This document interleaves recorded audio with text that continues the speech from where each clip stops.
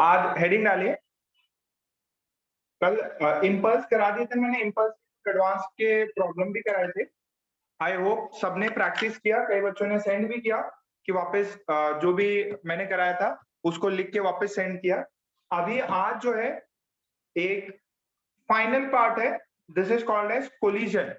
ठीक है, तो अपन कोलिजन पढ़ेंगे। हेडिंग डाल लीजिए, कोलिजन।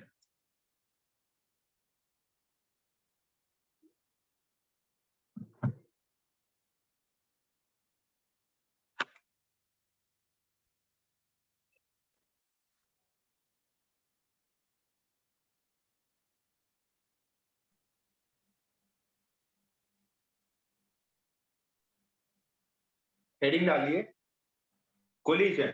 अच्छा, कोलिजन में पहले भी अपन ने थोड़ा बहुत पढ़ रखा है कोलिजन वाला। सेम वही चीज है जो कोलिजन में अपन ने पहले पढ़ी थी, कि दो बॉल्स हैं, टकरा रही हैं, दीवार पे टकरा रहे हो। ठीक है, यही सब चीजें हैं। बट इसमें एक इंपॉर्टेंट टर्म आता है, इसका नाम है कोएफिशिएंट ऑफ रेस्टिट्यूशन। क्या बोलते हैं? Coefficient of restitution. कोलिजन को समझने के लिए अपने को एक टर्म डिफाइन करना पड़ेगा। This term is called as coefficient of restitution. ये डिफाइंड है लेटर ई से। ए का कोएफिशिएंट ऑफ फ्रिक्शन, वैसे ही उसको म्यू से रिप्रेजेंट करते थे, एक कोएफिशिएंट ऑफ रेस्टिट्यूशन है। इसको समझना है तो देखो जरा, ये दो ब्लॉक्स है, दो बॉल्स हैं, कुछ भी मान सकते हो। ये M1, ये M2। अच्छा, इसकी स्पीड U2 है, इसकी स्पीड U1 है। ठीक है। अच्छा, what is the condition between U1 and U2 so that U1 hits या U1 कोलाइड्स विथ M2, मतलब M1 कोलाइड्स विथ M2? कोई कंडीशन बताए, किस कंडीशन पे M1 ब्लॉक M2 से कोलाइड कर जाएगा? वेरी गुड, प्रियांशु, ध्रुवी, आदित्य।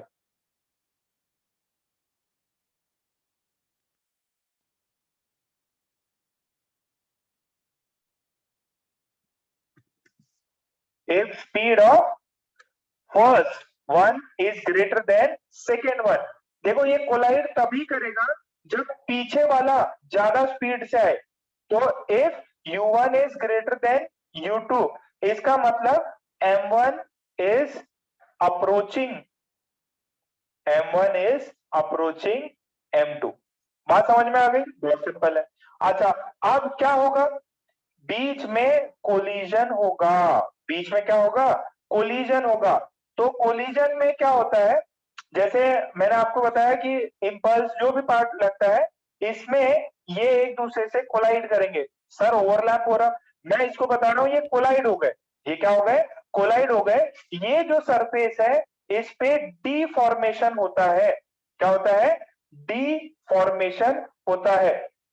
क्या चीज? डीफॉर्मेशन। अब डीफॉर्मेशन होने के बाद में क्या होगा?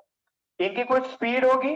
ठीक है, ये वाले की स्पीड कुछ ना कुछ चेंज होती रहेगी, U1 से कुछ चेंज हुई। डीफॉर्मेशन के बाद में क्या होता है? रीफॉर्मेशन। ये क्या होता है? एक दूसरे से अलग होते हैं। ये एकदम पिचक जाना, मतलब एकदम डिफॉर्मेशन हुआ, कंप्रेशन हुआ। अब वापस क्या होता है? इनके बीच में रीफॉर्मेशन होता है। क्या होता है? रीफॉर्मेशन। और फिर होता है फोर्थ स्टेप पे, first second third, fourth step पे होता है सपरेशन। क्या होता है? सपरेशन। अब सेपरेट, यानी ये V2, ये V1। देखो, सपरेशन होगा तो V2 बड़ा होगा V1 से। This process is called as separation. जब भी कभी कोलिजन होता है दो बॉडीज में, तो एक बॉडी M1 अप्रोच करेगा, इस वाले को बोलते हैं, this is the process of approach. ये क्या बोलते हैं? Process of approach. कोलाइड किया, ये ज्यादा स्पीड से, पीछे वाला ज्यादा स्पीड से, तो ये क्या करेगा? इसको दबाएगा, पिचका देगा। अगर पिचकाएगा एक समय ऐसा आएगा, ये इनके बीच में वेलोसिटीज चेंज होंगी, मतलब टकराने के बाद ही इंपल्स लगेगा, फोर्सेस लगेंगे, और ये जो आगे वाला है ये V2 से जाएगा, ये V1 से जाएगा, इनके बीच में ये पार्ट हो रहा है सेपरेशन। सेपरेशन के लिए क्या होना चाहिए? आगे वाली की स्पीड ज्यादा होनी चाहिए। पहले approach, deformation, reformation and then finally separation. क्या बात समझ में आ रही?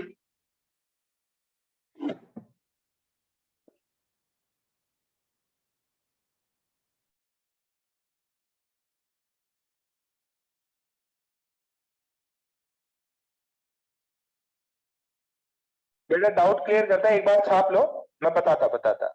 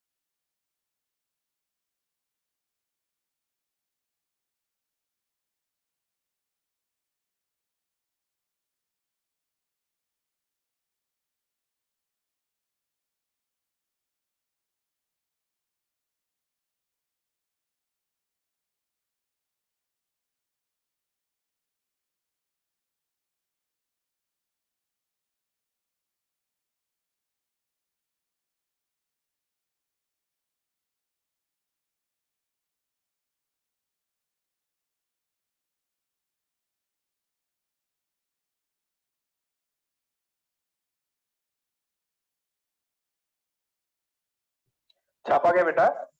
ओके, छाप लिया तो डन लिख दीजिए। मैं आपके सारे डाउट्स धीरे धीरे क्लियर होंगे। ओके, देखो ये जनरली मैं क्लास में करके दिखाता हूं।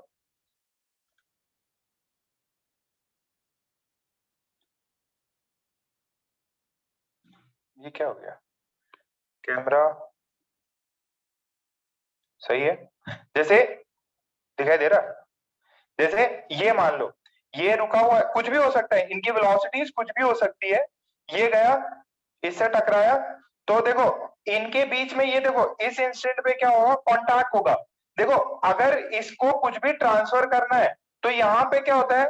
एनर्जी ट्रांसफर होती है। कोई चीज रुकी, अच्छा कैरम खेला है? कैरम में बीच में गोटियां रुकी हुई होती हैं। आपका जो स्ट्राइकर रहता है व्हाइट वाला, उससे आप मारते हो और बाकी दोनों को, तीनों को आप क्या कर सकते? मूव करा सकते। तो उसमें भी यही सेम फंडा होता है कोलिजन वाला।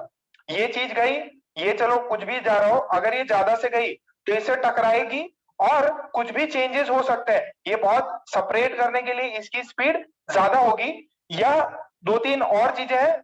ये फ्लैश को मार रहा है, एक सेकेंड। इतना बताओ, कैरम में ये चीज महसूस करी है? कैरम में एक गोटी यहां रहती और यहाँ पे आपका स्ट्राइकर रहता। अब स्ट्राइकर बड़ा है, मास उसका अलग है, इसका अलग है। अब ये जाएगा, ये किसी स्पीड से जाएगा। अगर ऐसा हो सकता है गोटी मूव भी करे या रेस्ट पे रहे, जब टकराएगा तो इनके बीच में कांटेक्ट होता है। क्या होता है? कांटेक्ट होता है। कांटेक्ट के दौरान डिफॉर्मेशन और रिफॉर्मेशन होता है। अब वो बहुत बड़ा नहीं है कि सर इसका ये आधा ही पूरा ही पिचक जाएगा, ऐसा नहीं होता। वो मटेरियल पे डिपेंड करता है उसका कौन सा मटेरियल है, तो थोड़ा सा चेंज आता है, एकदम थोड़ा सा। और इसके दौरान मोमेंटम ट्रांसफर और एनर्जी ट्रांसफर होता है। तो ये देखिए, coefficient of restitution E is defined as velocity of separation, ठीक है, अपॉन velocity of approach, ठीक है। सेपरेट कितने से हो रहे हैं और अप्रोच कितने से हो रहे हैं? देखो, सेपरेट कितने से हो रहे होंगे? सेपरेट कितने, रिलेटिवली सेपरेशन कितना हो रहा है? V2 minus V1। अप्रोच कितने से कर रहे हैं? देखो, U1 minus U2, U1 minus U2, ये वेलोसिटी ऑफ सेपरेशन। सेपरेशन कितने से हो रहा है? V2 माइनस V1 से। अप्रोच कितने से हो रहा है? U1 माइनस U2 से।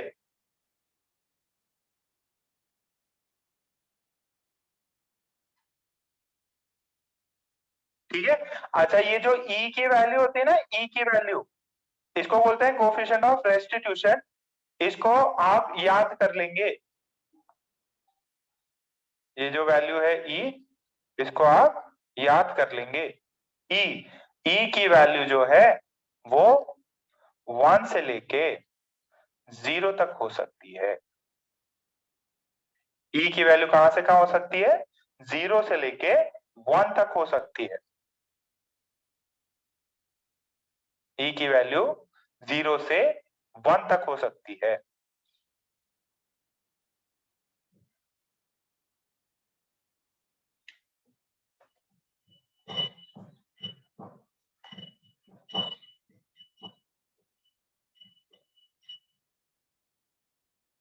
कई लोग अब इसको ऐसे भी लिख देते हैं, तो वो तो कुछ बड़ी बात नहीं है।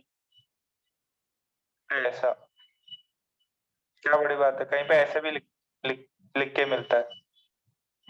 velocity of separation is E times velocity of approach.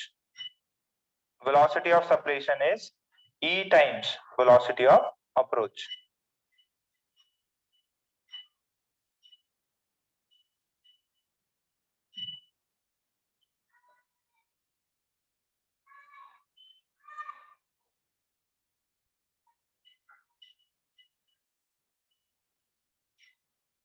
देखो, ये जो भी अपन देख रहे हैं, this is in one dimension. ये कहां पे देख रहे हैं? ये कोलिजन वन डायमेंशन में देख रहे हैं, एक्स के अलोंग या वाई के अलोंग। ये देखो, एक्स के अलोंग हो रहा है ना, तो ये जो है कोफिशिएंट ऑफ रेस्टिट्यूशन डिफाइन करना था मेरे को। कोफिशिएंट ऑफ रेस्टिट्यूशन डिफाइन कर दिया मैंने। इसकी वैल्यू 0 से लेके 1 तक हो सकती है। इसकी वैल्यू 0 से 1 तक हो सकती है। अब मैं फिर E के वैल्यूज के बिहाफ पे ना, इसको कोलिजन्स को अपन क्या करते हैं? क्लासिफाई करते हैं 3 तरीके से, वो भी करेंगे। पर अब थोड़ा सा पहले अपन क्या कर लेते हैं ना, थोड़ा E को समझ लेते हैं। कोफिशिएंट ऑफ रेस्टिट्यूशन जो है E, इसको थोड़ा सा और अपन समझ लेते हैं बेटर तरीके से। अच्छा, अब ये वन डायमेंशन में बात हो रही है, सारे के सारे क्या हो रही है? वन डायमेंशन में। अच्छा, ये प्रॉब्लम देखिएगा जब अपने क्लास के इलस्ट्रेशन से सब। अच्छा, मैं इसमें नोट करके भी फिर मैं लिखा दूंगा आगे। देखो, एक ब्लॉक है M1, इसका इनिशियल स्पीड है 10 मीटर पर सेकेंड, और ये एक ब्लॉक है M2, इसका स्पीड है 5 मीटर पर सेकेंड। और आफ्टर कोलिजन क्या हुआ? M1 की स्पीड हो गई 7 और इसकी स्पीड हो गई 8, सॉरी V2 इसकी हो गई 8। आपसे पूछा है find coefficient of restitution E, ये बिफोर कोलिजन या आफ्टर कोलिजन? E की वैल्यू बताइए। ये सिर्फ और सिर्फ वन डायमेंशन में अपन देख रहे हैं, बिफोर कोलिजन। E की वैल्यू बताओ। एकदम सिंपल सिंपल सवाल है। E is velocity of separation upon velocity of approach. ये बात समझ रही क्या? VOS VOA सभी का आंसर आना चाहिए। velocity of separation upon velocity of approach, v2 minus v1 upon u1 minus u2। देखो इसमें कुछ भी ऐसा नहीं है कि सर ये इतना क्या हो गया वैसा क्या हो गया, बस आपको डेटा दिया है उसके बिहाफ पे आप निकाल रहे हो। कितनी हो गई इसकी 8 माइनस 7 10 माइनस 5 1/5। ठीक, आगे अरे मीटर पर सेकेंड नहीं, ये डायमेंशनलेस क्वांटिटी है, ये डायमेंशनलेस क्वांटिटी है बेटा।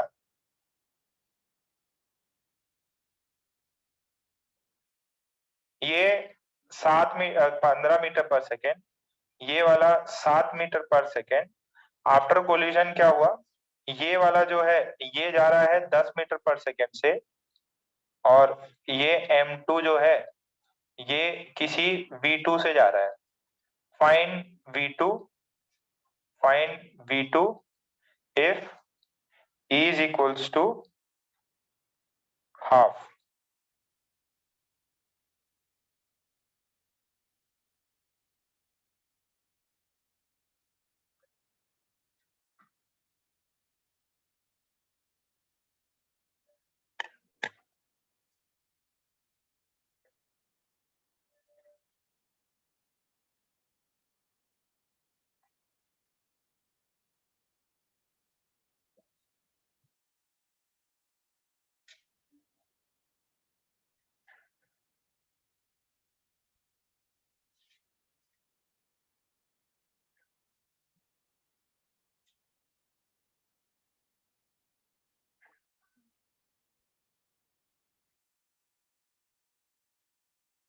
आया क्या सभी को, इजी है?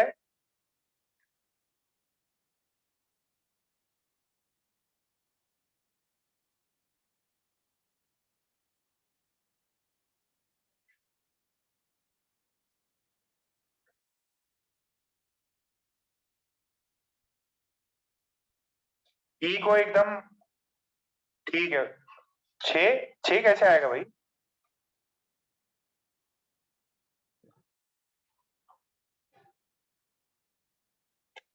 यार एकदम सिंपल तो है। ई की वैल्यू कितनी होती है, v2 माइनस v1। v1 कितना है 10, u1 माइनस u2, u1 है 15, ये है 7, इसकी वैल्यू कितनी है हाफ। सही है क्या?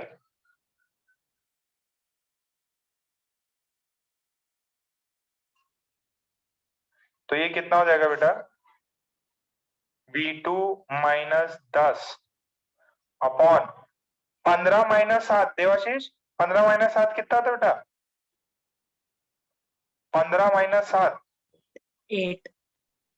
8 this is equals to half. तो v2 minus 10 is equals to 8/2। 8 को उधर ट्रांसफर कर दिया, ये कटा, ये बचा 4। v2 कितना आया, v2 minus 10 is equals to 4। तो 4 प्लस 10 14 आया। अरे आया क्या? जिनका 6 आया था क्या उनको समझ में आया? बेटा लॉजिक लगाओ। ये बंदा 10 से है और आप इसको बोल रहे हो ये 6 से जाएगा, वापस कोलिजन नहीं हो जाएगा? कितनों को समझ में आ रहा है? अगर बेटा ये सेपरेट हो रहा है, m2 आगे भाग रहा है, तो ऑब्वियस बात है कि इसकी वैल्यू 10 से तो बड़ी होनी चाहिए, नहीं तो वापस कोलिजन करेगा। ठीक है, आई होप सबको समझ में आया।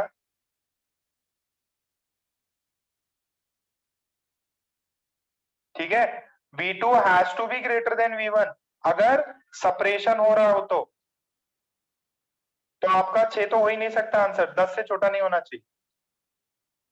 अच्छा, ई के ऊपर अपन ने लिख दिया था, नोट करके 2-3 पॉइंट्स और लिख लो, 2-3 पॉइंट्स और लिख लो। E is a factor between two bodies which depend upon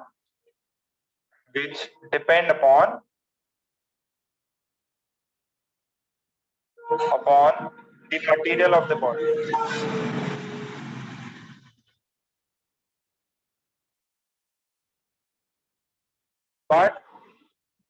is independent of the shape. ठीक है, ये शेप पे डिपेंड नहीं करता, ये शेप पे डिपेंड नहीं करता।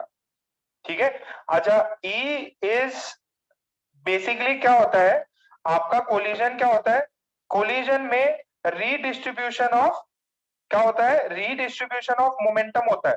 जो भी कोलिजन प्रोसेस होती है उसमें मोमेंटम का रीडिस्ट्रीब्यूशन होता है। ठीक है, अच्छा ये कोफिशिएंट ऑफ रेस्टिट्यूशन है, E is also defined as the ratio of the impulses of reformation and deformation of either bodies। ठीक है, बेसिकली कोलिजन में क्या होता है, रीडिस्ट्रीब्यूशन ऑफ मोमेंटम होता है। ठीक है, ई जो है ऐसे भी डिफाइंड है, impulse of reformation upon impulse of, इसका तो ज्यादा यूज नहीं पड़ता, अपने को वेलोसिटीज पता रहनी चाहिए। ठीक है, ये वैल्यू कहां से कहां होती है, ये वैल्यू होती है 0 से लेके 1 तक, 0 से लेके 1 तक वैल्यू होती है।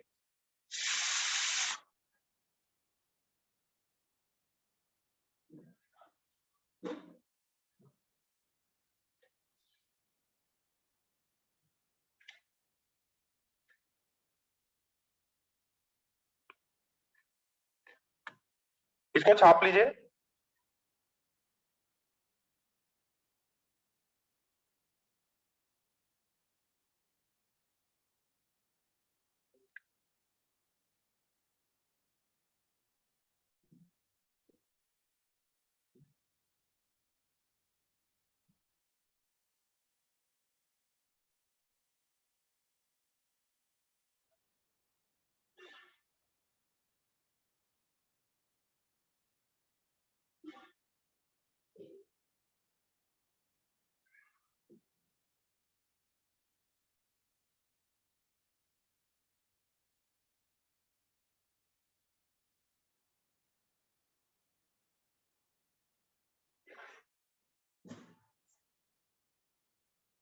हो गया इतना?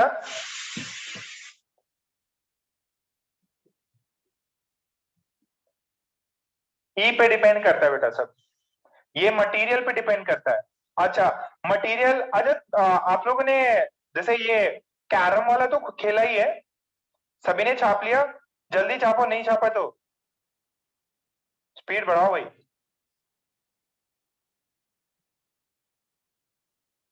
गोरा, विनीत, यश ठाकरे,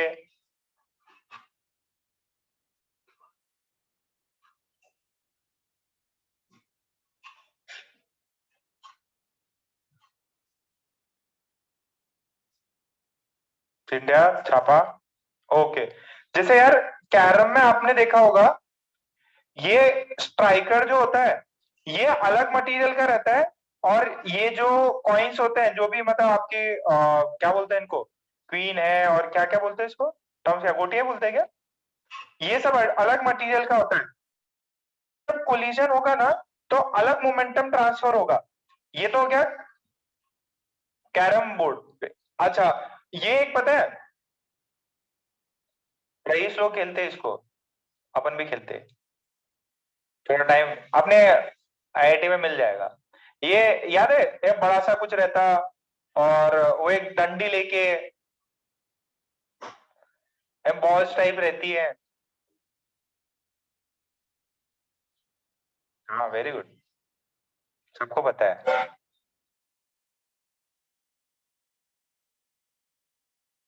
क्या बोलते हैं इसको, स्नूकर, ठीक है जो भी बोलो। तो उसमें भी क्या होता है, एक मेन रहेगा और उससे क्या किया जाता है, एक डंडी रहेगी। अब डंडी से क्या करते हैं अपन, इसको एक झटका देते, इंपल्स देते। अब ये क्या करेगा, ये स्पीड लेके जाएगा, इससे टकराएगा। अब ये देखो, ये वैसे 2 डायमेंशन है, ऑब्लिक कोलिजन होता है ये। ऑब्लिक कोलिजन बाद में कराऊंगा। अगर 1 डायमेंशन में हो, मान लो सीधा सीधा यहाँ पे लगा, सीधा head on, head on, head on लगा, तो क्या करेगा, ये वाला शायद रुक सकता है, या कुछ और भी हो सकता है, और ये मूव करने लग जाता। ठीक है, तो ये कोलिजन वाला यहाँ पे चीज अपन देखते हैं। अच्छा, ये भी एग्जांपल्स है दूसरे, मतलब आपने कहीं ना कहीं ये एग्जांपल्स किए हैं, खेला है, चीजों को कोलाइड करवाया है, या बॉल्स को करा लो, नहीं तो अगर अपन तो कंचे खेलते हैं, ठीक है, मार्बल्स खेलते हैं, उन्हीं से करवा लो। अच्छा, एक ये वाला एग्जांपल देखो, ये समझ में आएगा। ई की वैल्यू देखो, कोलिजन डिफाइन करने के लिए सिर्फ 2 बॉडियां चाहिए, ठीक है। अब ध्यान से इस चीज को समझना जो मैं बता रहा हूं यहाँ पे, ध्यान से इस चीज को समझना। ये एक हैवी ऑब्जेक्ट है। क्या है ये, एक हैवी ऑब्जेक्ट है, मान सकते हो ट्रक टाइप का कुछ है, ठीक। और ये 2 मीटर पर सेकेंड से जा रहा है। कितने से जा रहा है, 2 मीटर पर सेकेंड से जा रहा है। और एक दूसरा ऑब्जेक्ट है, वो ऐसे अपोजिट डायरेक्शन में जा रहा है। देखो, स्पीड अलग हो गई है, ये इधर जा रहा है, ये राइट साइड जा रहा है, ये लेफ्ट साइड जा रहा है। इसकी स्पीड जो है दैट इज 10 मीटर पर सेकेंड। कितनी स्पीड है, 10 मीटर पर सेकेंड। ये बॉल है, ठीक है, ये बहुत जैसा बहुत बड़ा ट्रक, वॉल, ऐसा कुछ मान लो। अच्छा, अगर एक छोटी सी बॉल इस ट्रक से टकराई, तो क्या ट्रक, जैसे साउथ इंडियन मूवीज में होता है, पीछे चला जाएगा, इंडिया से छोड़ के अमेरिका चलेगा, या जो कांस्टेंट स्पीड है उसी से चलता रहेगा। एक छोटी सी बॉल है, ठीक है, तो ये बहुत बड़ा ट्रक है, ये कांस्टेंट स्पीड से जाएगा, कांस्टेंट स्पीड से जाएगा ना। तो आपको इतनी इतनी बुद्धि लगानी है, if a ball collides collides with a heavy truck or object moving with moving with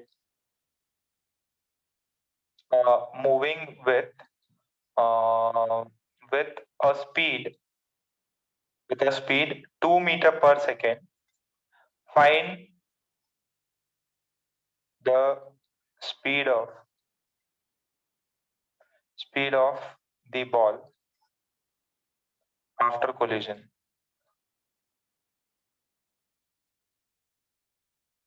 ठीक है, और E है इसका 3/4, ई जो है इसका है 3/4। प्रॉपर साइन के साथ में सॉल्व करो, साइन प्रॉपर रखना।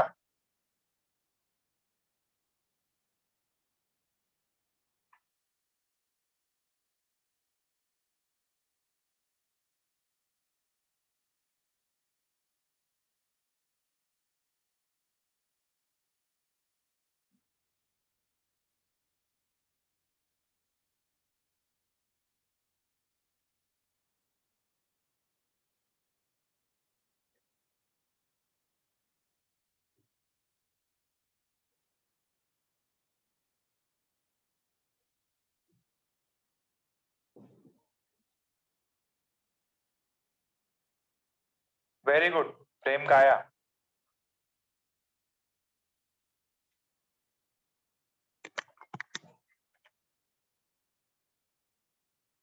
प्रॉपर साइन के साथ में इसको M1 मान लो, इसको M2 मान लो।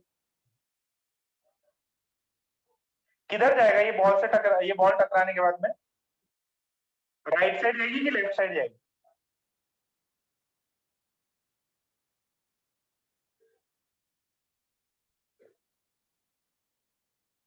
प्रॉपर साइन राइट साइड जाएगी, ये तो पता है।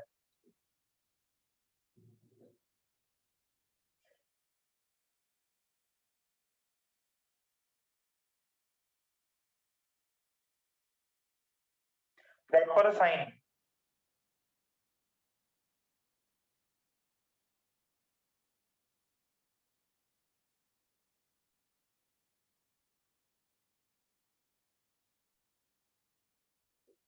प्रियांशु का सही है, प्रियांशु का सही है, प्रियांशु।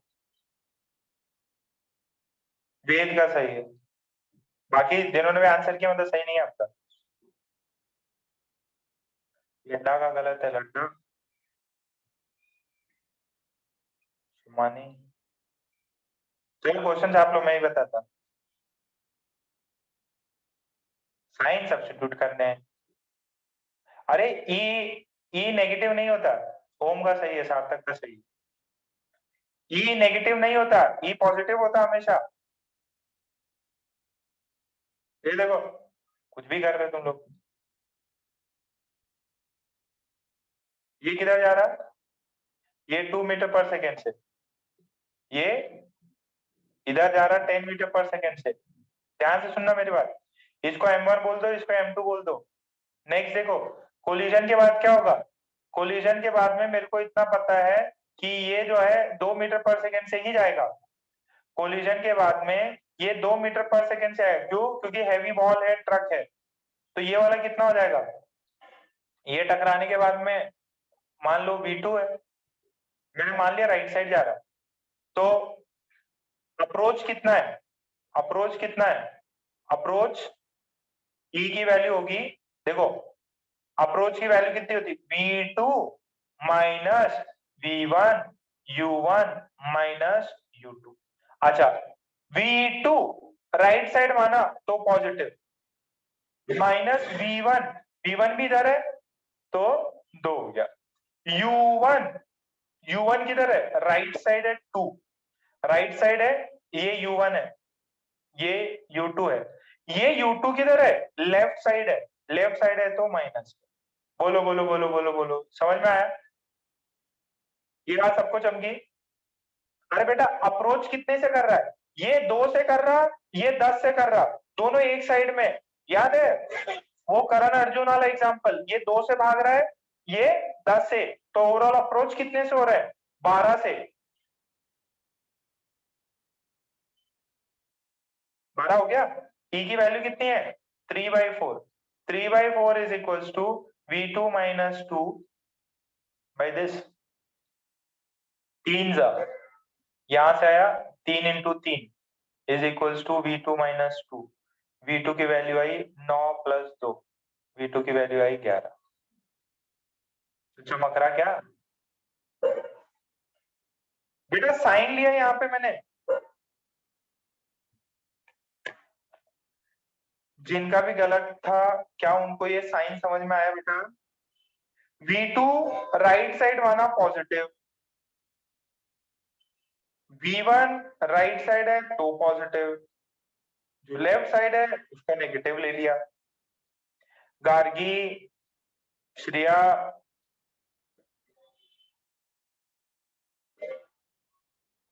अमोघ, जिनाम,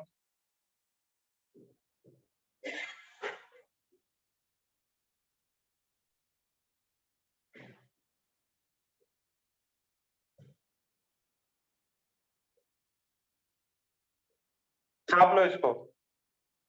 ये डिफिकल्ट पार्ट क्या है? ये सबसे इजी पार्ट है। इम्पल्स तो बहुत खतरनाक था, इसमें तो बस ई है, ई निकालते रहो, रेशियो पता है, आ जाएगा आंसर।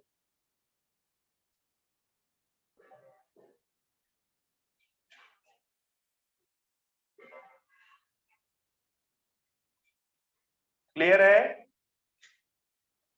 डन लिख दो। ओमानी,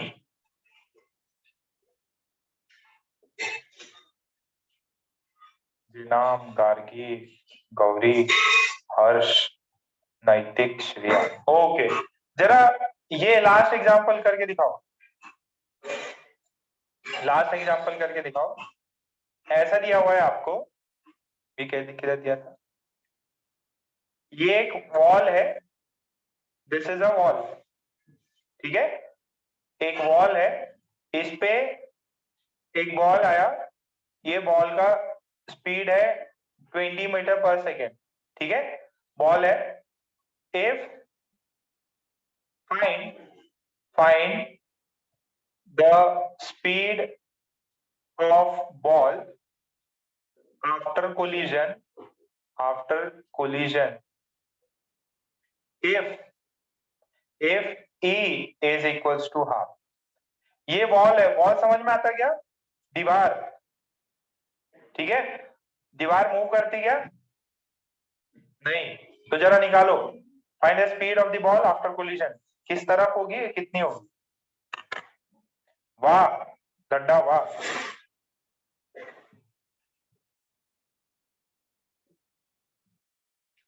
शाबाश। अमोघ, इतना समय लग रहा है क्या? Vedang, very good. बॉल हमेशा रेस्ट पे रहती। सांची का आया, मल्हार का आया, पूरव का आया, ऋतिक का भी आ गया, श्रिया का आ गया, वोरा, वेद, कशिश, कृष्णा का भी आ गया, शाबाश कृष्णा। देवाशीष का गलत आ गया, प्रियांशु, ओम, नैतिक, क्या बात है नैतिक, कबीरा को भी चौंक रहा, शाबाश। गौरव का भी है, डीपी का भी है। ओके, तो भैया यार ये जो है टकराने के बाद में किसी v2 स्पीड से चली जाएगी, ये u2 मान लो, इसका u1 0 है, इसका v1 0 है, तो e की वैल्यू क्या होती है? v2 minus v1, u1 minus u2। तो जरा देखना बेटा, ध्यान से सुनना, v2 को मैंने पॉजिटिव मान लिया कि राइट साइड जा रही है वो, v2 को पॉजिटिव मान लिया, v1 0 है, u1 0 है, माइनस ये किधर जा रहा, ये लेफ्ट साइड जा रहा। अगर राइट साइड को पॉजिटिव माना तो लेफ्ट साइड को नेगेटिव मानेंगे, तो -20 कितना आया? v2 बाई +20, इसकी वैल्यू कितनी? हाँ, v2 की वैल्यू 10। अरे आ गया 10, शाबाश, मजा आ गया, तुम लोगों को इतनी बात समझ में आ गई, शाबाश।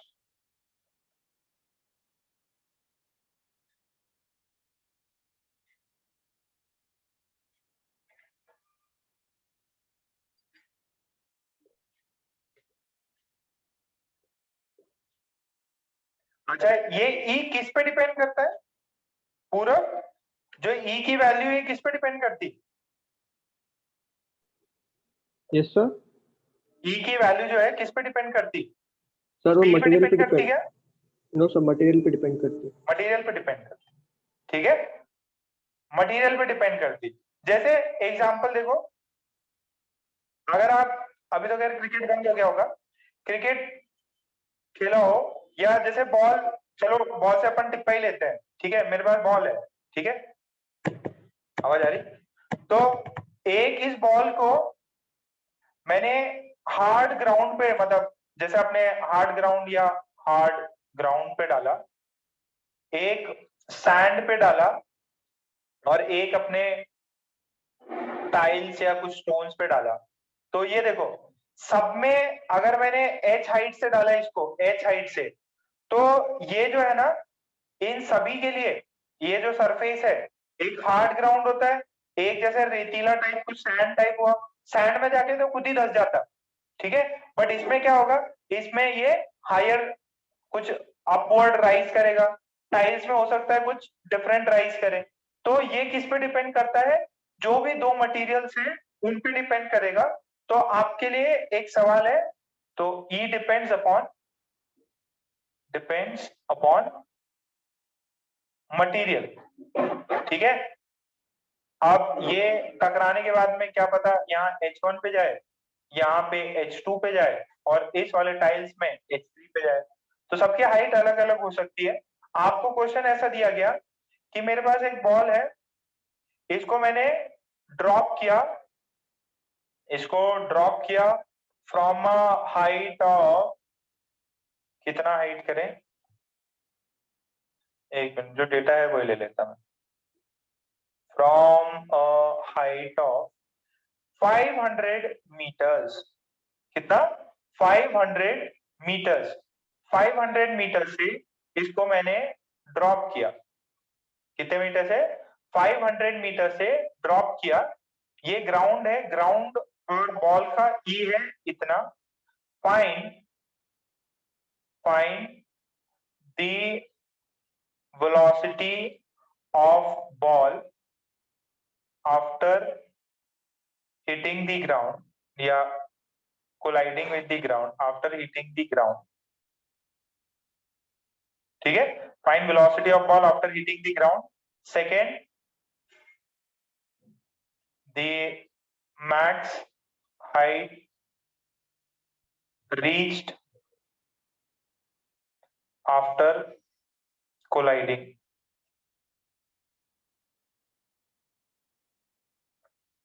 दोनों सॉल्व करो, काइनेमेटिक्स लगा दी।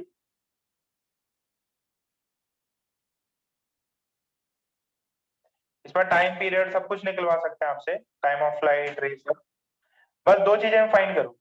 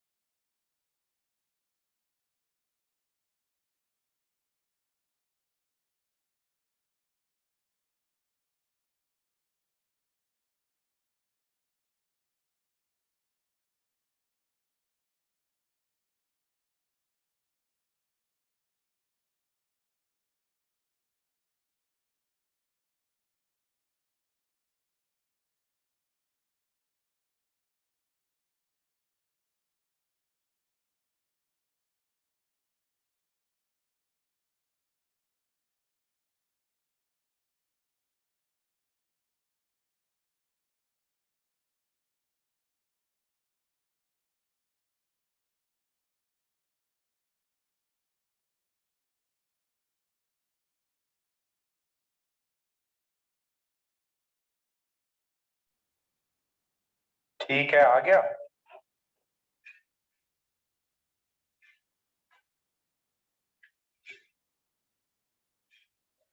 पहले तो ये बताओ उसकी वेलोसिटी ऑफ रोज कितनी होगी। बेटा 500 मीटर से डाला मैंने, उसकी वेलोसिटी कितनी होगी जस्ट स्ट्राइक होने से पहले?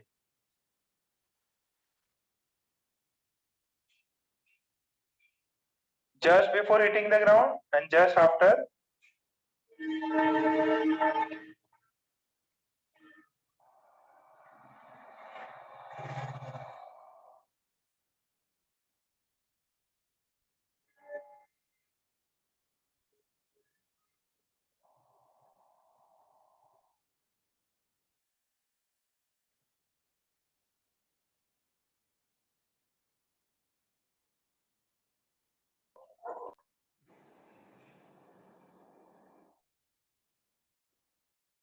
स्ट्राइक होने से पहले स्पीड बता दो और स्ट्राइक होने के बाद बता दो। अरे पीछे जो प्रॉब्लम क्या है वही है ये। वेरी गुड, कई बच्चों के आ गए, शाबाश। बाकी जनता सॉल्व करे।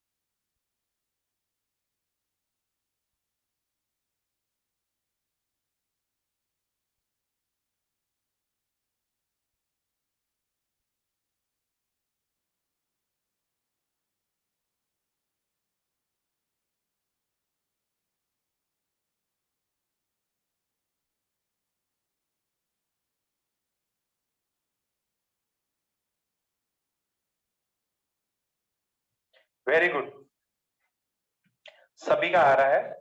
देखो फर्स्ट तो बिफोर कोलिजन निकाल लो। बिफोर कोलिजन का फॉर्मूला क्या होता है, कौन बताएगा? कार्तिक,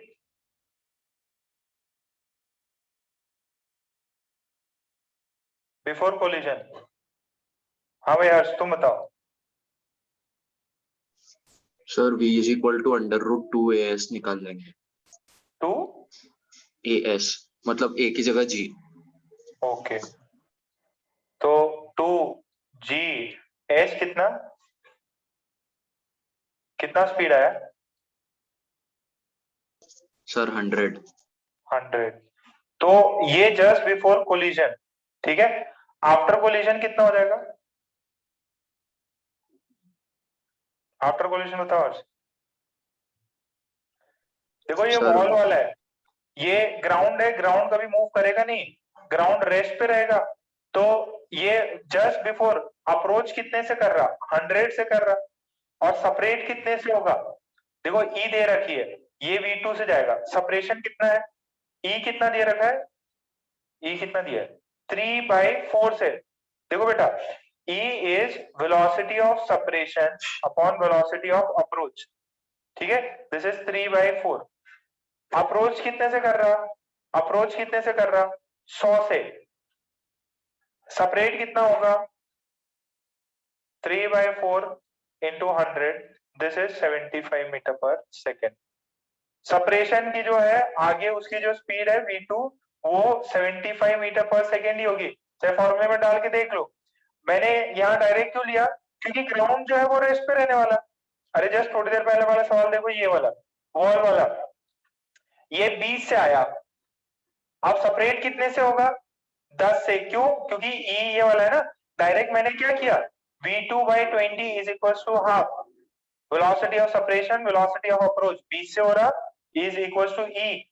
कितनों को समझ में आया कि 75 होगा? अच्छा, अगर ग्राउंड से मैंने किसी चीज को 75 स्पीड दिया, 75 75 मीटर पर सेकेंड दिया, तो ये कितना हाइट जाएगा? कोई बता सकता है क्या हाइट? क्या फॉर्मूला लगेगा? हाइट एच मैक्स, इसका फॉर्मूला क्या होगा मलार? थर्ड काइनेमेटिक्स इक्वेशन से सॉल्व करेंगे। क्या क्या? काइनेमेटिक्स की थर्ड इक्वेशन से सॉल्व करेंगे। हाँ, काइनेमेटिक्स के अकॉर्डिंग करना है formula. 2h/v you square by 2g आएगा, ठीक है। तो 75 का स्क्वायर कर लेना, 2g से डिवाइड मार देना, ठीक है, 2g से। तो एच मैक्स की वैल्यू आएगी। तो देखो इसमें काइनेमेटिक्स में इन्वॉल्व हो जाएगा। कितना आ रहा है एच मैक्स का वैल्यू? 280 के अराउंड आ रहा है, 281 अप्रॉक्स, ठीक है, अप्रॉक्स।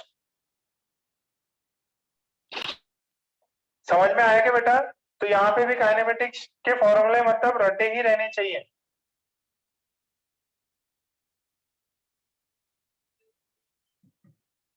देखो जो पार्ट टकराता है ना उसी में चेंजेस आते हैं। ये y में टकरा रहा था तो y कंपोनेंट में चेंज आया। देखो इधर, इधर यहाँ पे किससे टकराया, कोलिजन कहाँ हुआ, x डायरेक्शन में, तो वेलोसिटी के x डायरेक्शन में चेंज आया। ये अच्छा प्रॉब्लम है। आई होप सबको समझ में आ गया। जिनका आंसर गलत था क्या उनको अभी क्लियर है?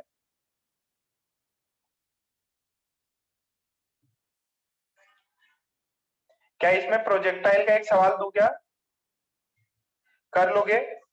एक प्रोजेक्टाइल का सवाल दूं, थोड़ा टफ है बट हो जाएगा आपसे।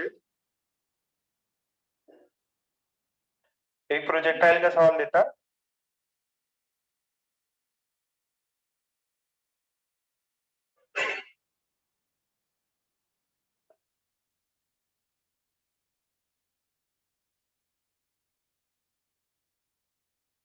ओ,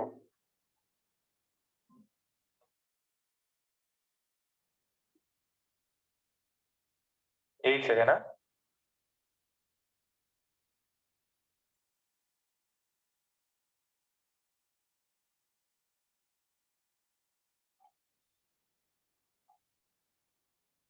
इसकी भी 150 स्लाइड हो गई। चलो क्वेश्चन दे देता है। ये अच्छा इंपॉर्टेंट क्वेश्चन है, अच्छा क्वेश्चन है, मतलब आपको प्रोजेक्टाइल भी पूछ सकता है इसमें। बोला है a ball is projected with speed u and angle theta from the ground, ठीक है। after some time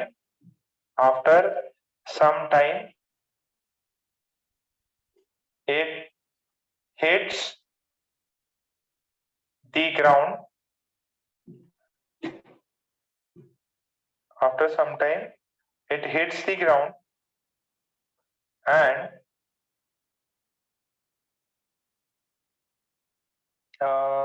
क्या है, after some time it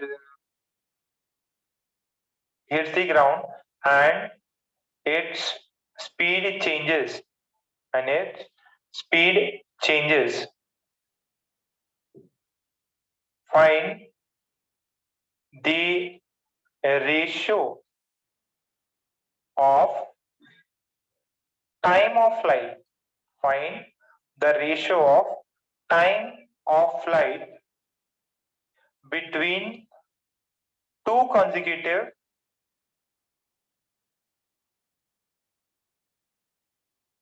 projectiles. ठीक है। If ratio of coefficient of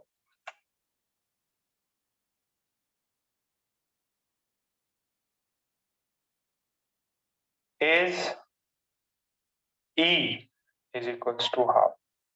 ठीक है, तो ऐसा प्रॉब्लम बोल रहा है ये, आपने किया भी होगा। लेट से आप क्रिकेट खेल रहे हो और क्रिकेट खेलते हुए आपने बाउंड्री पे बॉल पकड़ी और उसको कीपर के पास भेजा, तो प्रोजेक्टाइल किया आपने। अच्छा, दूसरा प्रोजेक्टाइल क्या होता है, दूसरा प्रोजेक्टाइल सेम हाइट का होगा या कम हाइट का, कम हाइट का होता है। ये ऐसा ऐसा महसूस किया है क्या, ऐसा ही होता है ना, जिससे आपने स्पीड, उससे फिर छोटा प्रोजेक्टाइल बनता, क्यों, क्योंकि ग्राउंड पे टकराने से स्पीड कम हो जाती। इसको यू से मैंने प्रोजेक्टाइल किया, ये इधर गया, फिर यहां से टकराया, यहां टकराने के बाद में ये इधर हो गया। ठीक है, इसमें टाइम ऑफ फ्लाइट t1 था, इसमें टाइम ऑफ फ्लाइट t2 था। आपको t1 और t2 का रेशियो बताना है, आपको t1 और t2 का रेशियो बताना है। कोई दिक्कत नहीं, मैं सॉल्व कर दूंगा, मैं सॉल्व कर देता इसको। पहले क्वेश्चन छाप लो, एक प्रॉब्लम मैं सॉल्व कर देता हूं उसको।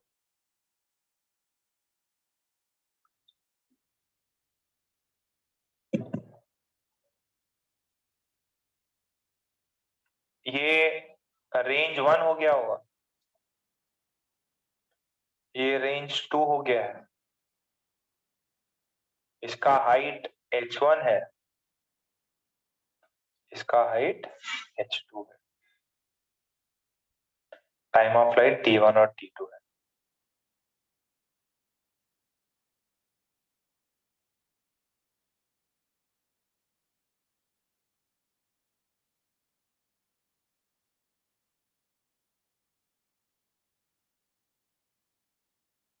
ध्यान से मेरी बात समझना, अभी एकदम इजी है। टाइम ऑफ फ्लाइट निकालना है t1 और t2। ध्यान से सुनो,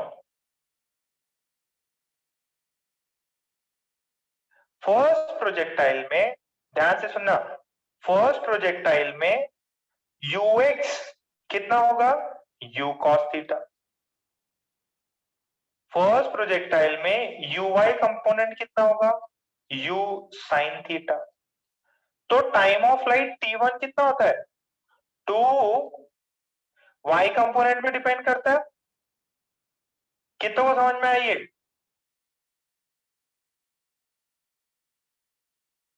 कितनों को समझ में आई है। Time of flight is 2 u sin theta by g। u sin theta को मैंने u बाई कर दिया। अच्छा, अब ये सेकेंड प्रोजेक्टाइल में देखो, सेकेंड प्रोजेक्टाइल में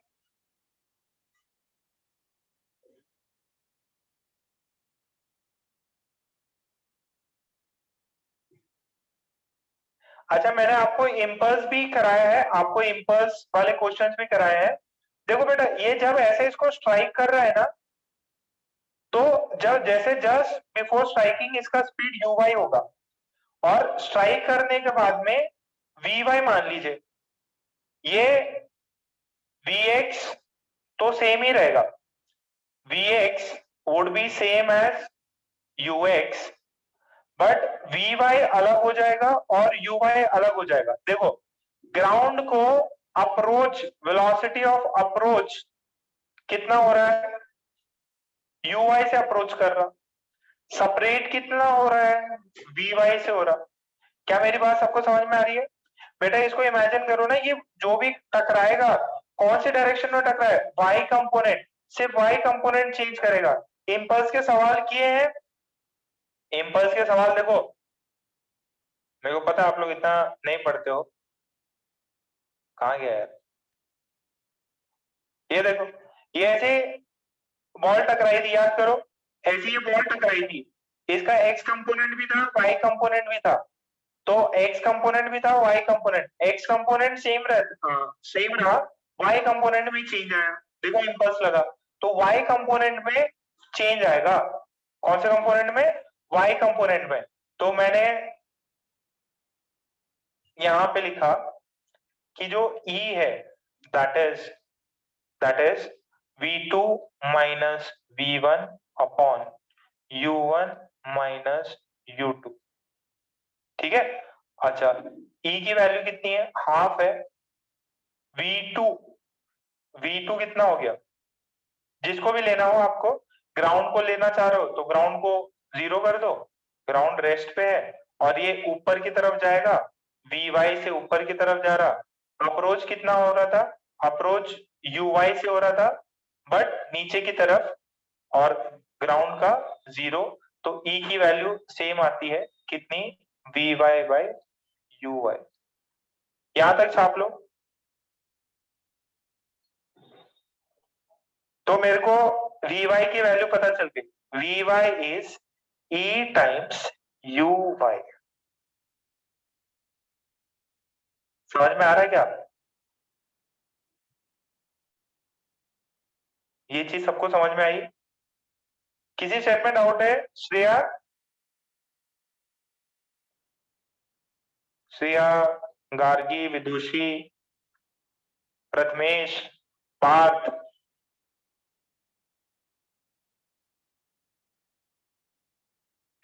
तो Vy की वैल्यू आ गई, तो time of flight second projectile में टाइम ऑफ फ्लाइट कितना होगा, टाइम ऑफ फ्लाइट देखो, फर्स्ट में कितना था, 2 Vy by G, this is the second में टाइम ऑफ फ्लाइट।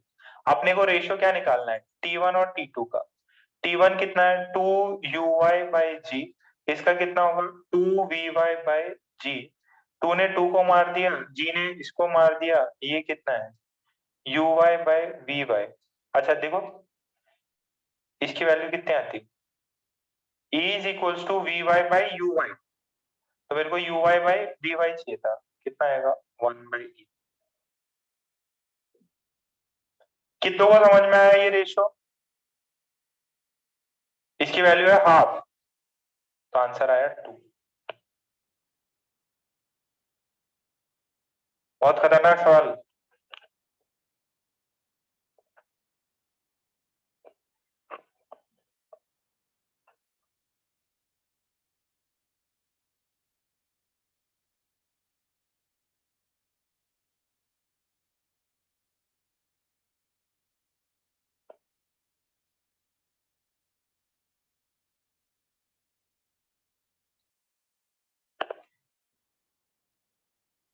क्लियर है इतना। तो इसमें एचसीवी में बहुत अच्छे अच्छे प्रॉब्लम्स दिए हुए हैं, सॉल्व एग्जांपल्स में। Last slide, okay.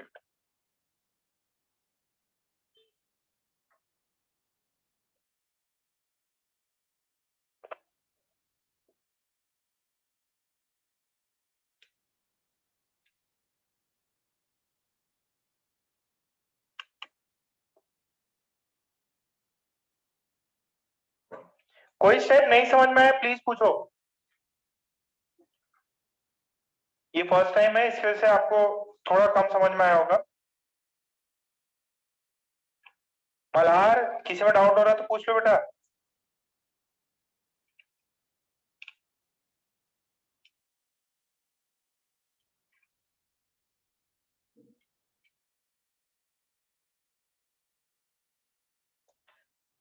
इसमें भी बहुत अच्छी थ्योरी दी हुई है एचसी वर्मा में भी।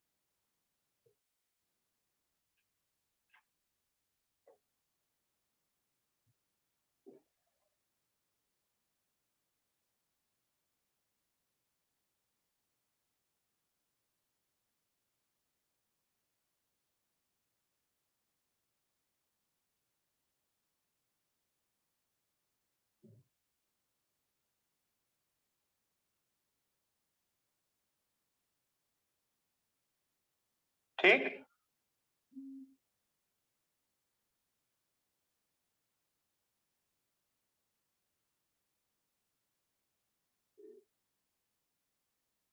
ये vy is velocity, velocity after collision.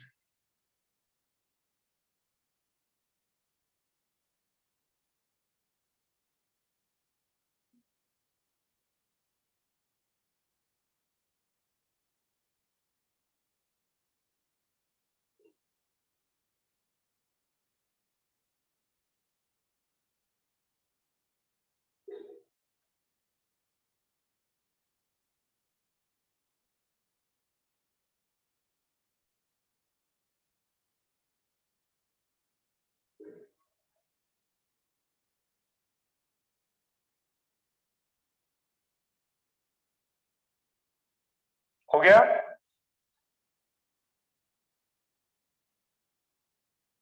अब एज सच अपन कोलिजन को डिस्कस करते हैं।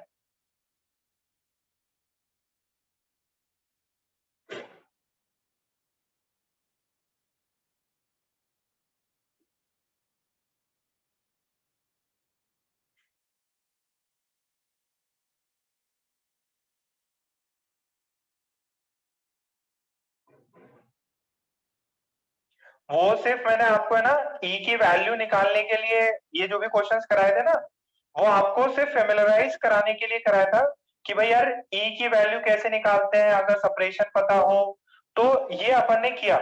अब इसको बेटा क्या करते हैं अपन, अच्छे से कोलिजन को पूरे अच्छे से समझते हैं। तो अभी अपन करेंगे head on collision, head on collision, head on collision को अपन अच्छे से समझते हैं। देखिए बेटा, ये m1 मास, इसकी स्पीड u1, ये m2 मास, इसकी speed u2, this is before collision, and after collision this is m1, this is v1, this is m2, this is v2।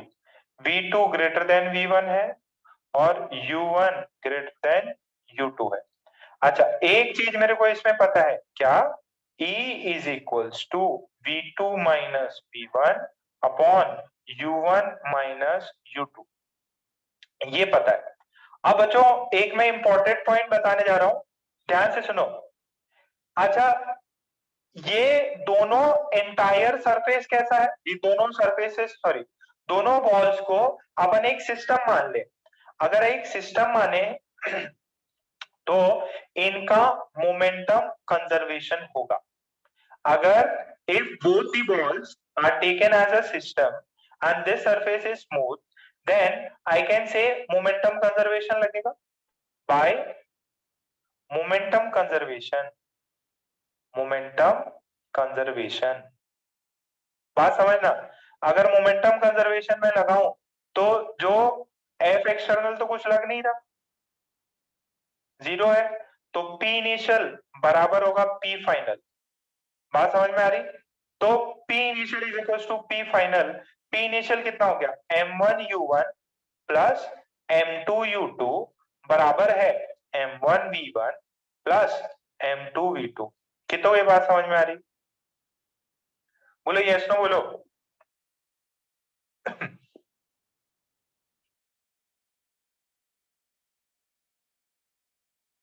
ये बात सबको समझ में आ गई? अच्छा, अब एक इक्वेशन ये आ गई, एक इक्वेशन ये आ गई। देखो U1 U2 V1 V2 और E और मासेस। अच्छा, थोड़ी देर पहले मैंने आपको एक चीज करने सिखाई थी क्या? मैंने आपको बताया कि इस इक्वेशन को मैं लिख सकता हूं U1 U2 is equals to E times is equals to V2 minus V1। क्या ये चीज लिख सकता हूं मैं? अच्छा, यहां से V2 को मैं लिख सकता हूं E U1 minus U2 plus V1। क्या ये सबको समझ में आ रहा है? By using equation 1, I can write V2 as E U1 minus U2 plus V1। ये बात सबको समझ में आई? अच्छा, मुझे ढूंढना क्या है, I need to find V1 and V2 in terms of masses, in terms of masses and U1 and U2। पहले यहां तक छाप। ये बहुत इंपॉर्टेंट फॉर्मूला आने वाला है, इसको रटना है अपने को।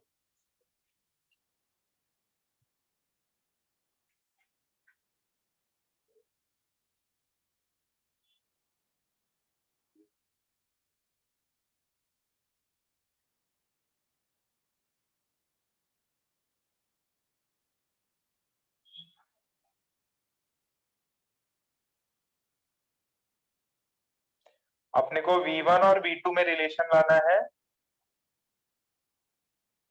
U1 U2 और मासेस के। अभी कराता, रुक जाओ, घबराओ नहीं, घबराओ नहीं।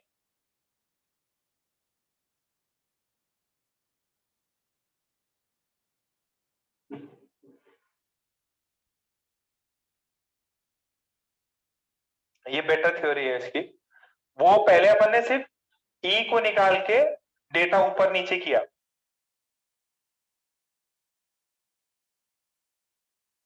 यहां तक निकाल लो। फिर जो ये 3 आया ना 3, इस 3 को 2 में पुट कर दो, substitute equation 3 in equation 2, I will get V1 in terms of M1, M2,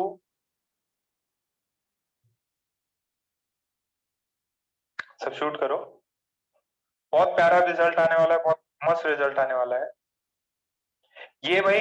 ये नीट के सीटी सबको जरूरी है ये रिजल्ट।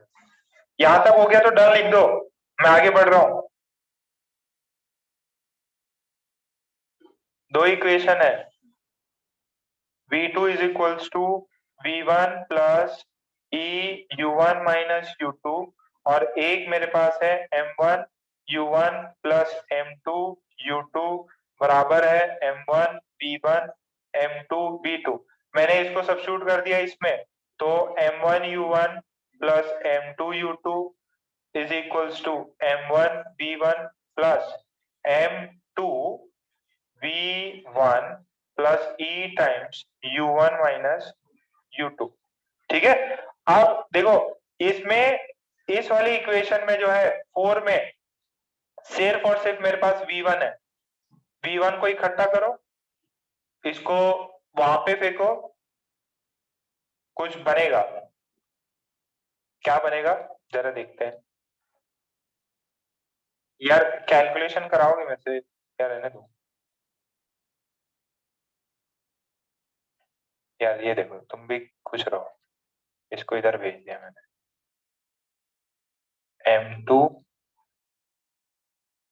M2 E टाइम्स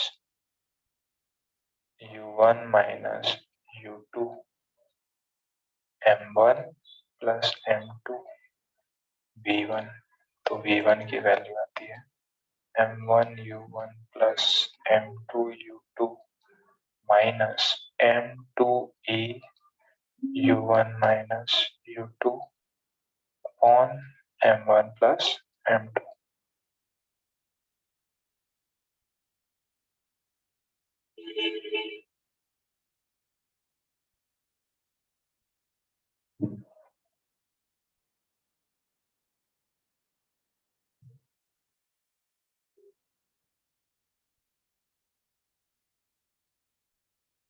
ये समझ में आया? ये सबको समझ में आया?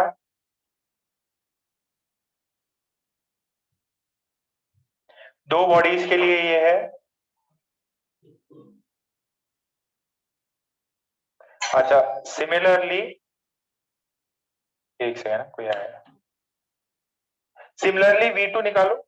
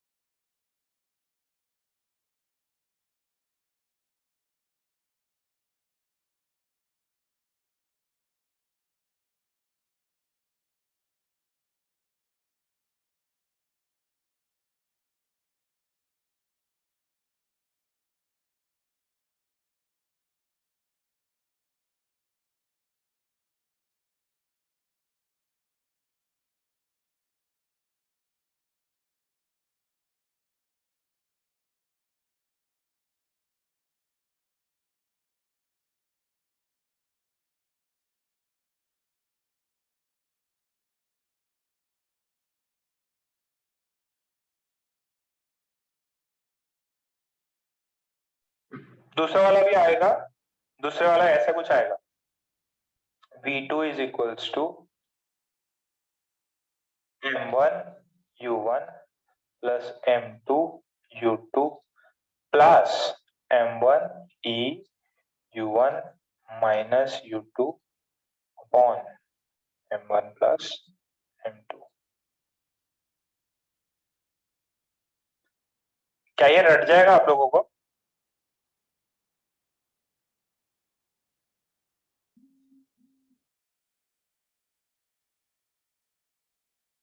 क्या ये रट जाएगा?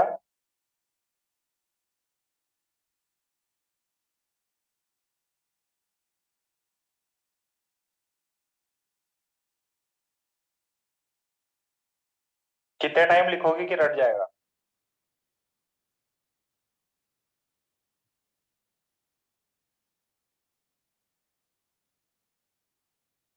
बीस टाइम। ध्रुव ने कहा 20 टाइम। और कोई? चलो इसको थोड़ा सिंप्लीफाई कर लो। देखो ये फॉर्म में रट लो तो सही, नहीं तो ये देखो, ध्यान से सुनो, m1u1 प्लस m2u2, क्या मैं बोल दूं दिस इज इनिशियल मोमेंटम? अरे ये देखो, पीआई, पीआई क्या है? m1u1 प्लस m2u2, तो इसको मैंने पीआई बोल दिया, माइनस m2, अच्छा, E into V2 minus V1 कितना होता है? E into, sorry, U1 minus U2 कितना होता है? V2 माइनस V1 होता है ये। अच्छा, this is called as velocity of separation, this is velocity of approach. U1 minus U2 is velocity of approach, ये वेलोसिटी ऑफ सेपरेशन है, ये वेलोसिटी ऑफ अप्रोच है। तो ध्यान से देखो, E into velocity of approach is, this is velocity of separation upon m1 plus m2। दूसरा देखो V2, देखो ये देखो, ये भी क्या है? PI plus m1 into velocity of separation। क्या है ये फॉर्मूला सही लग रहा? What is velocity of separation? Velocity of separation is E times U1 minus U2। क्या ये फॉर्मूला इजी लग रहा है क्या? देखो, जब V1 निकला हो तो माइनस M2 कर दो, जब V2 लिखना हो तो प्लस M1 लिख दो। V2 के लिए प्लस M1, V1 के लिए माइनस। देखो जरा ध्यान से सुनना, यहाँ पे जब सेपरेशन होता है तो कौन बड़ा होता है? कौन बड़ा होता है? V2 greater than V1। तो देखो, V2 ग्रेटर देन V1 है तो PI सेम है, V2 को बड़ा होने के लिए यहाँ प्लस साइन आना चाहिए, और V1 को छोटा है तो माइनस। 1 लिखा तो मास 2 लिखा, V2 लिखा, मास V1 लिखा। क्या अभी रट जाएगा?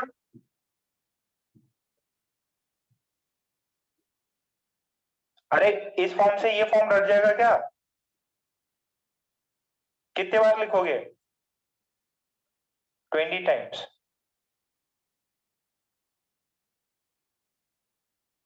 बुक्स पे ना बहुत सारे फॉर्म्स लिखे हुए हैं, ये रट लो तो बहुत सिंपल है ये वाला भी, क्योंकि पीआई आप लिख सकते हैं m1u1 plus m2u2, minus V1 लिखना है तो V2 लिखना, और ये तो देखो सेम है, E times U1 minus U2।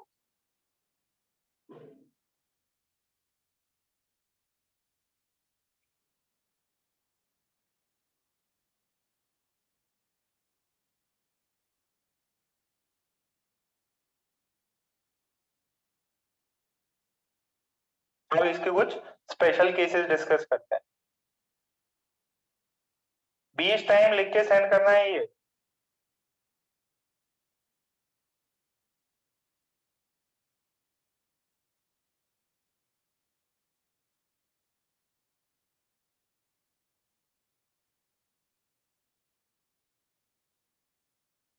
अगर E पता है, मासेस की वैल्यू पता है, तो आप ये भी चीज निकाल सकते हो।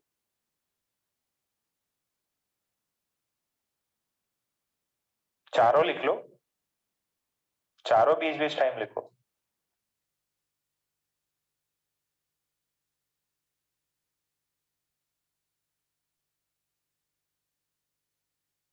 V1 और V2 E पे डिपेंड करते हैं।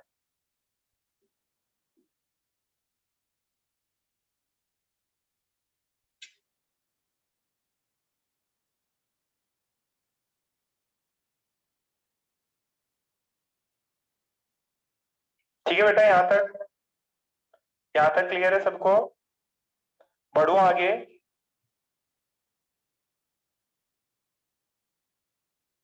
अच्छा, अब कोलिजन जो है, तीन टाइप के कोलिजन होते हैं ऑन द बेसिस ऑफ ई। भाई बहुत बड़ी लेवल की चीज पढ़ लिया आपने, मजाक थोड़ी है। अपने आप को शाबाशी दिया करो कि मैं बहुत नेक काम कर रहा हूँ, बड़ा काम कर रहा हूँ। आईआईटी निकालना, एम्स निकालना, ये हर किसी की बस की बात नहीं होती। और आप तैयारी कर रहे हो तो अपने आप को मतलब कुछ स्पेशल समझो, क्या मैं स्पेशल काम कर रहा हूँ। तो देखो, कोलिजन जो है 3 टाइप में क्लासिफाई हो जाता है। एक होता है perfectly perfectly in elastic collision. क्या होता है? Perfectly in elastic collision. इसमें होता है E इज इक्वल्स टू 0। एक होता है इन इलास्टिक कोलिजन,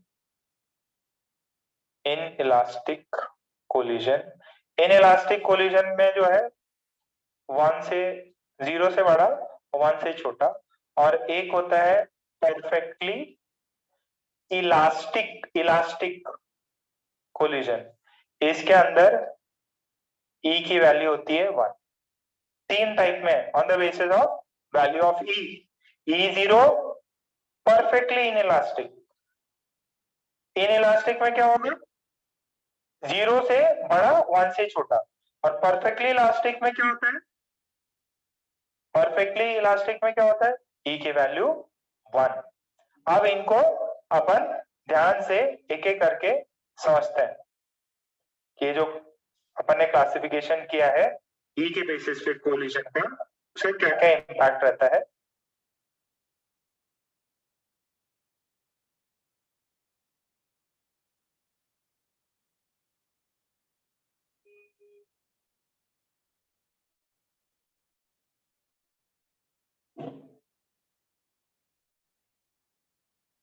ठीक है, सो पहले इस पे 2-3 थ्योरीज दिखा देता हूं मैं। इसको परफेक्टली इलास्टिक बोले, इलास्टिक कोलिजन भी बोलते हैं। इसको इनइलास्टिक, इस पे ज्यादा यूज होता है, परफेक्टली इनइलास्टिक। अगर इवन इलास्टिक कोलिजन दिया है तो भी आप समझ सकते हो कि हाँ यार बात वही पड़ेगी। ओके, तो जरा देखते हैं क्या क्या होता है इलास्टिक कोलिजन या परफेक्टली इलास्टिक कोलिजन में क्या होता है। इसके अंदर E की वैल्यू 1। इसमें सबसे पहला इंपॉर्टेंट पॉइंट, इसके अंदर बॉडी जो है इलास्टिक, इलास्टिक वर्ड समझ में आता है? इलास्टिक मतलब बॉडी अपनी शेप और साइज कंप्लीटली रिगेन करती है। ठीक है, जो भी काइनेटिक काइनेटिक एनर्जी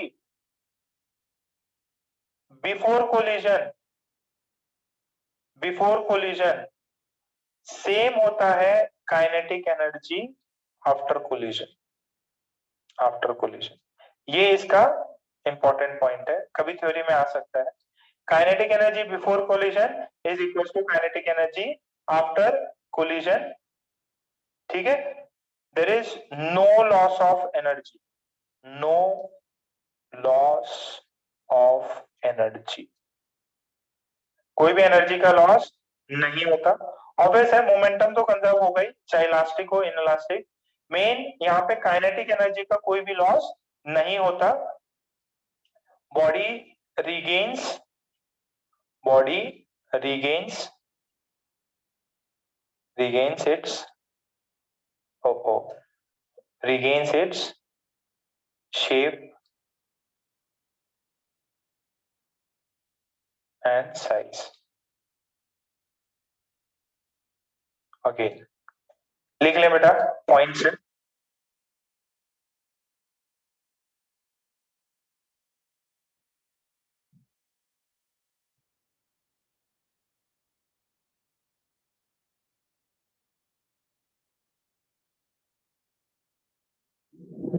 मोमेंटम तो कंजर्व होता ही है। परफेक्टली इलास्टिक बोलो या इलास्टिक बोलो, दोनों से काम चल जाता। बट ये वाला परफेक्टली इन इलास्टिक डिफाइंड है, E0 होगा। क्या सबको ये बात समझ में आई?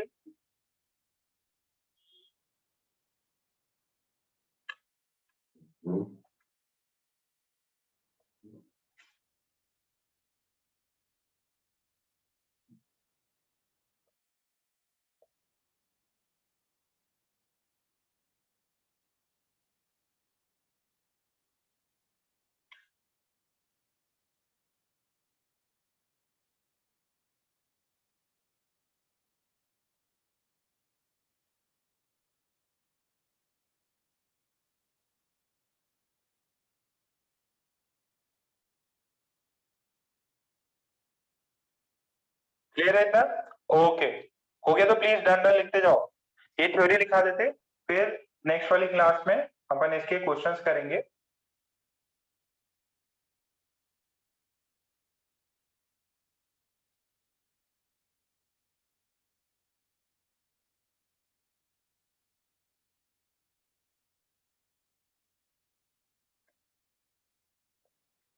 ओके,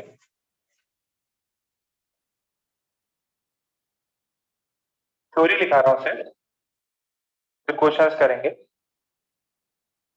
देखो इसमें है, अच्छा आज आपका एसएस सर का लेक्चर है, वीएसएम सर के लेक्चर के बाद में एसएस सर का लेक्चर होगा। इसमें ई जो है 1 से 0 है। अब इसमें क्या होता है, देखो इसमें there is loss of energy, some fraction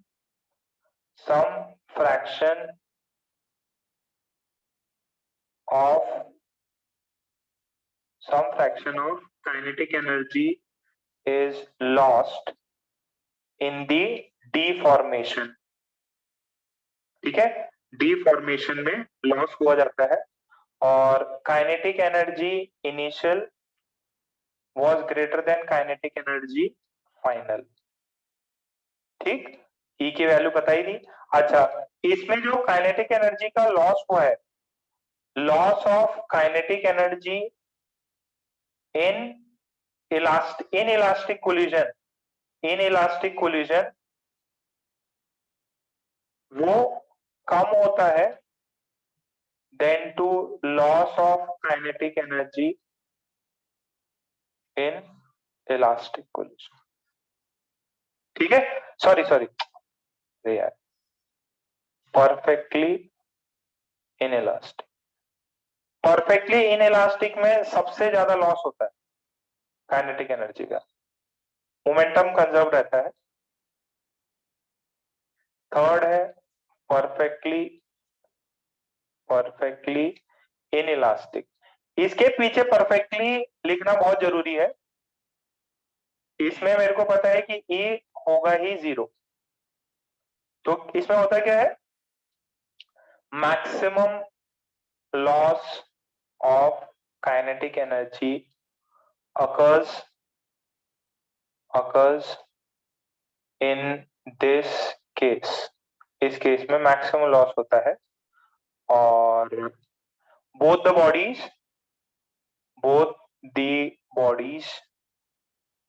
stick together। Sir इसका मतलब क्या हुआ, देखो E की वैल्यू क्या होती है, velocity of separation upon velocity of approach. अगर E की वैल्यू 0 हुई तो वेलोसिटी ऑफ सेपरेशन कितना हुआ, वेलोसिटी ऑफ सेपरेशन इज 0, यानी दोनों बॉडी कभी एक दूसरे से सेपरेट नहीं होंगी। मतलब क्या हो गई है, दोनों बॉडियां एक दूसरे से चिपक गई।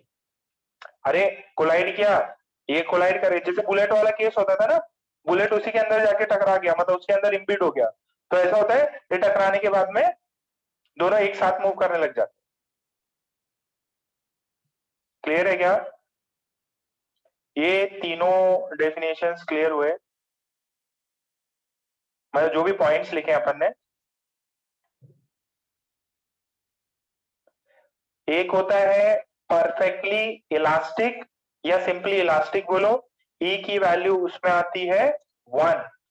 ये वाला जिसमें 0 आती है वो होता है परफेक्टली इनइलास्टिक, उसमें काइनेटिक एनर्जी का लॉस सबसे ज्यादा होता है। और फिर इन बिटवीन आती है, इसमें दोनों बॉडियां एक दूसरे से स्टिक हो जाती हैं।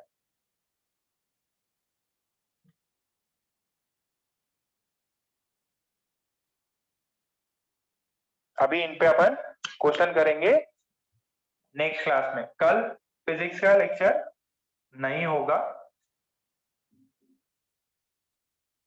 जो भी टाइम मिल रहा है उसको अच्छे से रिवाइज करो। सर आज शाम को वीएसएम सर का लेक्चर होगा क्या? किसका? वीएसएम सर का, मैथ्स का। हाँ होगा, आज शाम को होगा।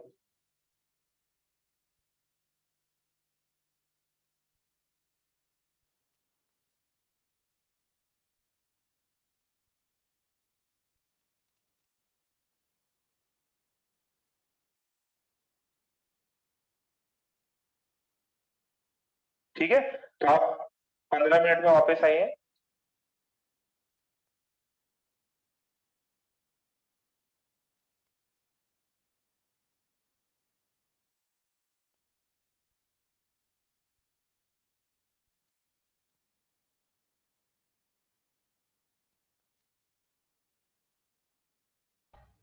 सर हाँ बेटा। सर कल छुट्टी मिल सकती क्या? नहीं बेटा, कल 2 ही लेक्चर होंगे ना। हाँ सर। कल सिर्फ 2 लेक्चर है। ठीक।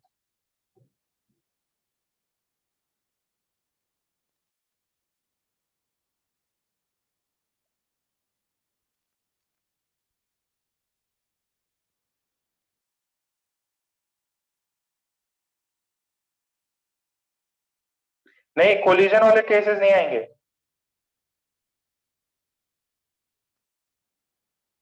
क्वेश्चन पेपर में 45 क्वेश्चंस रहेंगे, सिर्फ सेंटर ऑफ मास इंपल्स तक का ही आएगा।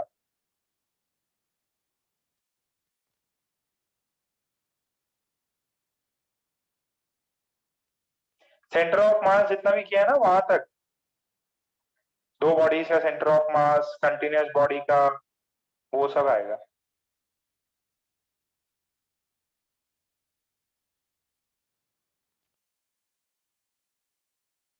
नहीं, जरूरी नहीं है पीछे वाले की बहुत ज्यादा स्पीड हो।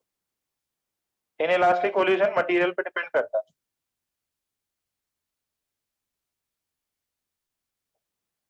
अरे रेत में बॉल मारो, जितनी भी स्पीड से मारो कोई फर्क नहीं पड़ता, रेत में जाके धंस जाएगी वो भी। और करते हैं, प्रॉब्लम करते हैं, ई पे डिपेंड करता है, मटेरियल पे। नेक्स्ट क्लास अच्छे से प्रॉब्लम हो जाएंगे इस पे।